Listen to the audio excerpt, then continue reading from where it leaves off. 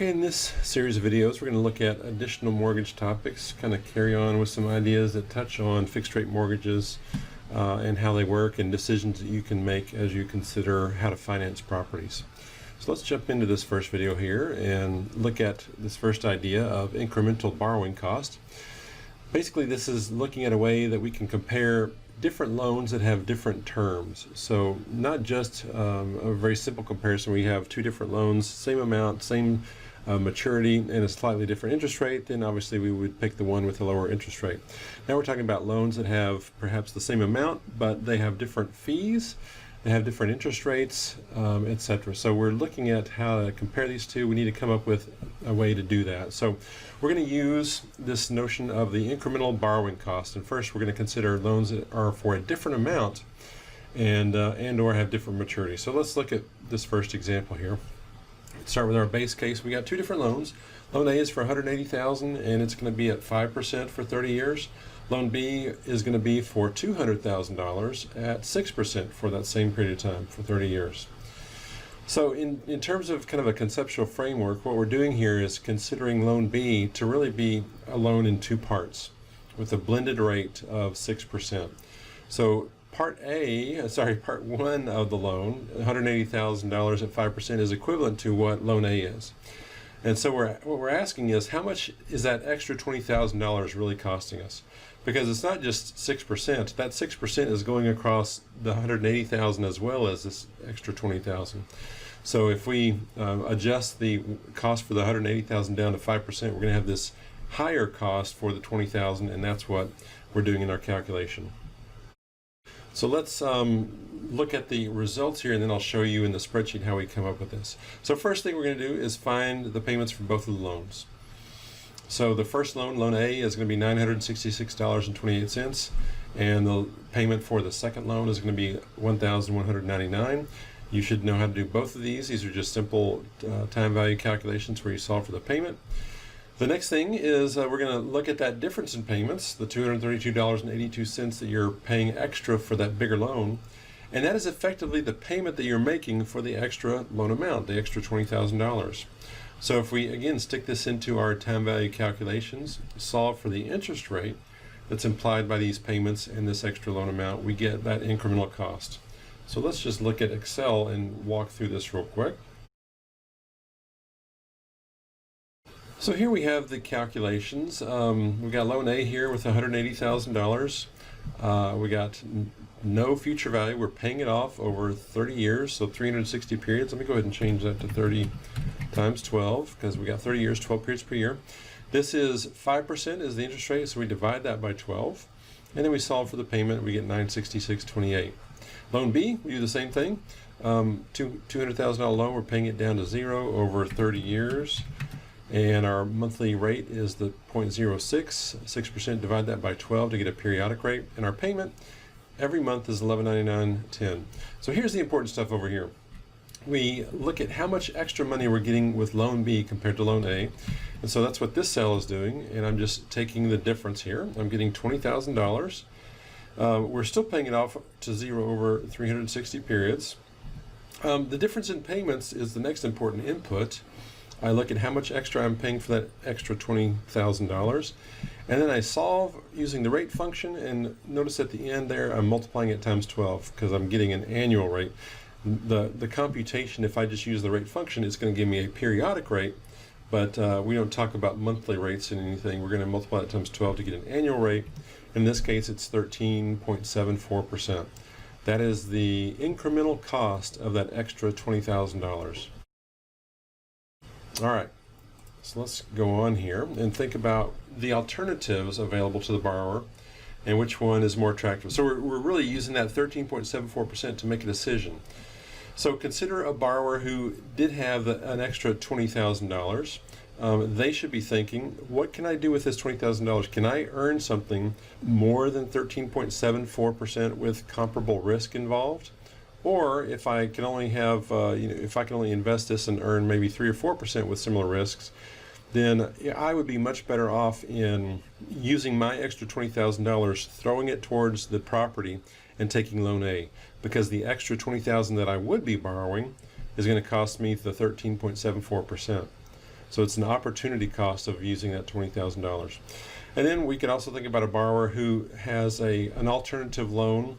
They can go somewhere else to get that extra $20,000, and they only have to pay 12.99% over there. Now we have the really simple comparison of two loans with the same amount and different interest rates, and we'd obviously pick the one with the lower interest rate. So 13.74 is the incremental cost, but that's not enough. We also need to think about, what does that tell us? All right, so let's look at a different alternative here. Similar circumstances, same loans, but now we are paying off the loan after 4 years. We're only going to be in this house using these loans, or whichever loan we pick, for 4 years, and then at the end of those 4 years we got to pay it off. So again, we're looking at the incremental cash flows over the 4 years. We're looking at the difference between these two loans and how they would work out over 4 years. So the payment difference is still going to be $232.82, but now we're going to have different payoff amounts as well. And so we're going to, one more time, solve for the interest rate that makes this time value math work. So let me jump over to Excel one more time, and we're now down here. We already solved for everything. We had the present value. We saw the payment. We're now putting in 48 months, 4 years worth of payments, to figure out how much we owe at the end of the term, at the end of the 4 years. So we're going to owe $168,000 with loan A. Over here with loan B, we've got $200,000 initially. We're going to be paying 48 months, that payment we solved for earlier. And we're going to end up with a loan amount at the end of the 4 years of $189,000. We will still owe that amount of money. So again, the key difference, the key column, is this difference column over here, the increment column. And I'm looking at how much extra money I'm getting. That's this incremental loan amount. How much extra I'm going to have to pay off at the end of 4 years. So in this case, the difference is $20,695. I'm doing this over 48 months. My periodic payment is, the difference in the periodic payment is $232. So I solve for that rate, multiply it by 12, and I've got an incremental cost of this extra $20,000 now at 14.6%, given my assumptions. So this is hopefully apparent that it's very expensive money. If I have any other alternatives, then it's probably worth my while to use those alternatives. So if I have an extra $20,000 in my checking account, in my savings account, then it might behoove me to use that instead of getting this bigger loan to buy my property. And so this is a personal example. This happened very recently when I was looking at two different options for a home loan. I got a quote for a 30-year mortgage. The purchase price $300,000. The loan amount was going to be for 80% of that purchase price, also called an 80% loan to value. So I was going to be borrowing $240,000. The interest rate on a 30-year mortgage was 3.5%.